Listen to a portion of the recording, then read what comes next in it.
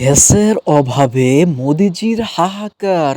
আসসালামু আলাইকুম দর্শক, আজ আপনাদের সামনে এমন এক খবর নিয়ে হাজির হয়েছি যা শুনলে আপনার গায়ের লোম শুধু খাড়াই হবে না, রীতিমতো নাচানাচি শুরু করবে।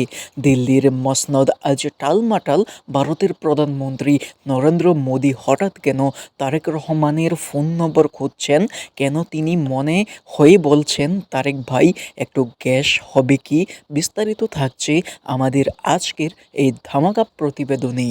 গোপন সূত্রে জানা গেছে গতকাল রাতে মোদিজি যখন রান্নাঘরে চা বানাতে গেলেন, হঠাৎ দেখলেন সিলিন্ডার ফাঁকা।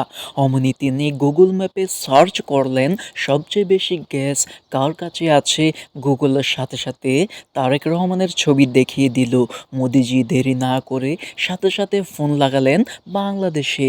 ওপাশ থেকে তারেক রহমান যখন বললেন হ্যালো মোদিজি, আবলেগাপুত হয়ে বলে উঠলেন, ভাইজান আপনাদের ওখানকার তো অনেক গ্যাস, আমাদের কয়েক বস্তা দেওয়া যায় না, রান্নার বড়ই অসুবিধা হচ্ছে। ভাবুন একবার দর্শক, যে মোদি সারা দুনিয়া কাঁপায়, সে আজ গ্যাসের জন্য বাংলাদেশের দরজায় কড়া নাড়ছে। আমাদের প্রতিনিধি আরও জানিয়েছেন তারেক রহমান নাকি উত্তরে বলেছেন, মোদিজি গ্যাস তো দেব, কিন্তু আমাদের নিজস্ব পাইপলাইনের যে চাপ, তাতে আপনার চুলা কি সহ করতে পারবে? ইন্ডিয়া জুড়ে এখন তোলপাড়।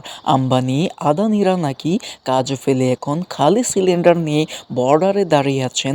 সবাই ভাবছে বাংলাদেশের গ্যাস যদি একবার ইন্ডিয়ায় ঢুকে পড়ে, তবে ইন্ডিয়ার চা আর কোনোদিন ঠান্ডা হবে না। তো দর্শক, আপনারা কি মনে করেন মোদিজি কি শেষমেশ গ্যাস পাবেন, নাকি তাকে সেই খড়ি জ্বালিয়ে চা বানাতে হবে?